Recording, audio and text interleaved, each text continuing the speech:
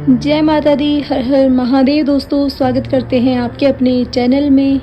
अगर आपके शरीर पर दैवीय शक्ति की सवारी आने वाली होती है या फिर आपके घर के देवता पितरों की सवारी आपके ऊपर आने वाली, यानी कि आपके इष्ट देवता या फिर आपके घर के देवता पितृ की जब तरंगे आपसे जुड़ना शुरू हो जाती हैं तो वो आपको शरीर पर खेलकर भी आ सकती हैं और कई तरीकों से वो आपके पास, आपके शरीर के अंदर आना शुरू हो जाती हैं। तो बात करेंगे हम इसी टॉपिक के ऊपर सबसे पहले तो कि जब देवता की सवारी आपके ऊपर आती है या फिर आपसे देवता की शक्तियां कनेक्ट होती हैं तो वो किस किस रूपों में आपके साथ रहती है। सवारी के रूप में देखिए, सबसे पहले तो सवारी के रूप में अगर आपके ऊपर देवता की कोई शक्ति आती है, तरंग आती है, तो आपके ऊपर वो सवारी में आती है।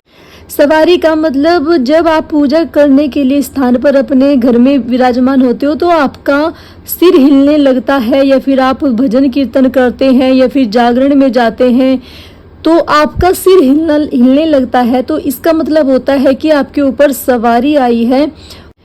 और दूसरी, अगर आपके ऊपर देवता की तरंगे आती है तो वो आपको सपने के माध्यम से भी बहुत सारी चीज़ों से अवगत करवाती हैं। आपको सपने में होने वाली हर एक बड़ी दुर्घटना या छोटी दुर्घटना, या फिर आपके घर में कोई खुशखबरी आने वाली है, या फिर आपके सपने, यानी कि कहने का मतलब ये है कि आपके सपने सत्य होना शुरू हो जाते हैं। देवता की तरंगे जब आपसे जुड़ती हैं तो आपको वो सपने के माध्यम से जो भी चीज़ें दिखाते हैं, जो भी चीजें बताते हैं, जो भी बातें बताते हैं, वो सारी सत्य होना शुरू हो जाती हैं। तीसरा तरीका जो है, जब आपसे देवता की तरंगे जुड़ना शुरू हो जाती हैं, तीसरा तरीका ये है कि आपको अनुभव होना शुरू हो जाते हैं।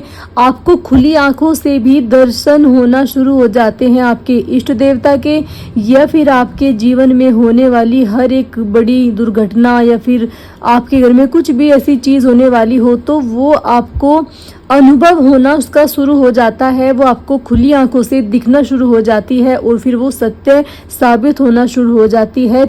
तो देवी की जब तरंगे आपसे जुड़ना शुरू हो जाती हैं तो वो सवारी के रूप में आती है, आपको सपने के माध्यम से दिखाई देना शुरू होती है और आपको अनुभव के आधार पर आपसे वो जुड़ना शुरू हो जाती हैं। क्योंकि जब आप अपने इष्ट देवता को सच्चे हृदय से, सच्ची भाव से, सच्ची लगन से, सच्ची श्रद्धा से पूजते हैं, उनकी साधनाएं करते हैं, तो वो आपको संसार में होने वाली, आपके जीवन में होने वाली हर एक छोटी बड़ी चीज़ के बारे में अवगत करवाना शुरू करती हैं।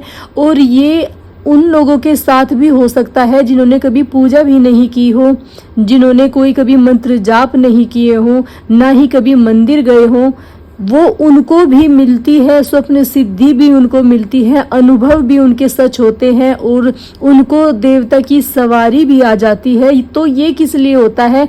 ये इसलिए होता है कि आपके जब पुण्य कर्मों का लेखा जोखा, या फिर आपके घर के जो देवता पितृ हैं वो किसी बड़े ने उनको पूजा हुआ है, सिद्ध किया हुआ है किसी देवता को, तो वो आपको मिलेगा फिर। क्योंकि जिस तरीके से आपको जमीन जायदाद अपने बड़ों के मिलते आए हैं, जो आपके बड़ों की जमीन जायदाद थी वो आपको प्राप्त होती है, तो ठीक उसी तरीके से शक्तियां भी ऐसे ही प्रोवाइड होना शुरू हो जाती हैं। जब आपके ऊपर दैवीय कृपा होती है तो वो आपको कई तरीकों से प्राप्त हो सकती हैं देवता की शक्तियाँ। जब आपके ऊपर देवता की सवारी आती है या देवता की तरंगे आपसे जुड़ती हैं तो आपको आपकी बॉडी में क्या क्या फील होता है, बात करेंगे इसी टॉपिक के ऊपर। बने रहना, वीडियो को पूरा सुनना। देखिए, सबसे पहली चीज, जब देवता की तरंगे आपसे जुड़ती है आपको अपने माथे पर खिंचाव रहना शुरू हो जाता है, यानी कि जहाँ पर आप तिलक करते हैं वहाँ पर आपको एक चींटी के आकार का जैसा चलता हुआ हर वक्त फील होगा। और आप चाहे उसको कितना भी हाथ से खुजली कर लें या फिर उससे हाथ से हटाने की आप कोशिश कर लें, वो हटता नहीं है।